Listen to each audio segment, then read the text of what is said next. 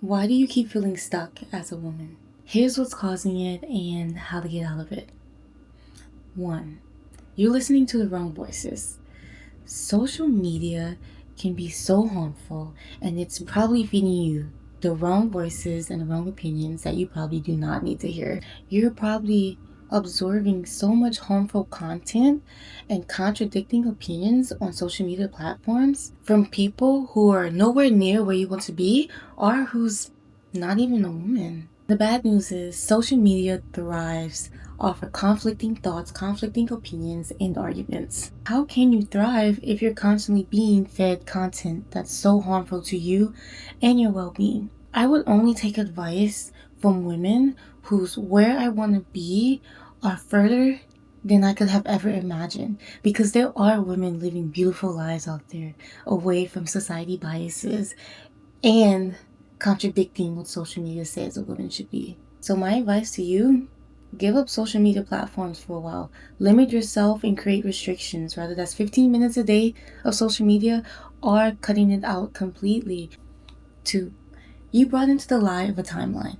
The thought that you can't find happiness after 30 or it gets harder at a certain age, it's all a lie. And I can tell you from perspective that the grass is greener on the other side. However, if you're constantly paying attention or believing the lie that there's a clock on your life, then you will constantly feel stuck and feel as if you're always behind. So the truth is, life is what you make it, and it shouldn't be reflected around those lies and those thoughts. You have the freedom to choose how your life goes, how long it takes, and that you're going to enjoy the journey to get there, no matter how long it takes. When have you ever felt happy when there was a stressful deadline over your shoulders? Or when you had to get something done at a certain time? There was a level of stress and urgency, and it takes you out of the present and away from the happiness that you deserve.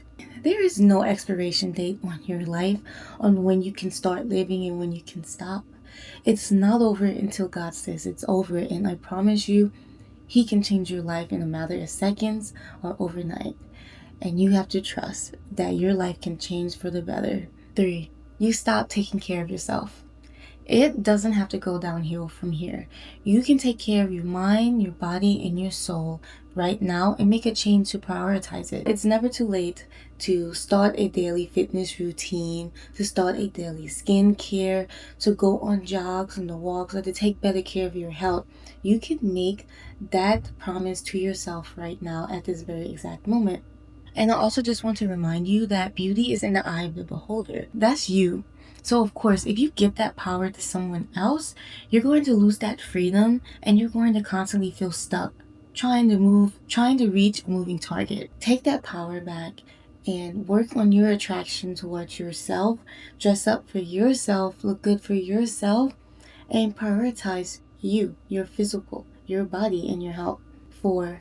Embrace the unconventional path, and this is my favorite piece of advice that I had to share with you. Let go of the idea that life is going to be one straight path forward. In all honesty, it's filled with so many curves, twists, turns, and mistakes, but that's what makes it so beautiful. A perfect straight path does not exist, and actually, it's probably pretty boring. Freedom exists when recognizing that unconventional path leads to growth, beautiful moments, beautiful memories, and self-discovery. And if I'm being honest with you too, growth is going to feel so uncomfortable and it's going to get you out of that comfort zone. But when you're feeling comfortable, when you're feeling uncomfortable, that's when you know you're doing it right. When you're feeling complacent in life, you're just going to be bored and just do the bare minimum just to get by, at least from what I found from my experience. And that's when I was in a season of just feeling stuck. So embrace the turns, embrace the curves, embrace the mistakes, and let life unravel the way it should. And I also just want to remind you that God has something far better for you than you can even imagine right now. You want one rose, however, God has 1,000 roses for you. There's so much better coming for you, and to walk out of that feeling of being stuck, you have to embrace being uncomfortable and walk that unconventional path. Please tell me in the comments one point you needed to hear today. And if you're ready to grow, Please make sure to follow, subscribe, and I'm excited to grow together. I hope you enjoyed this video. I'll talk to you next time.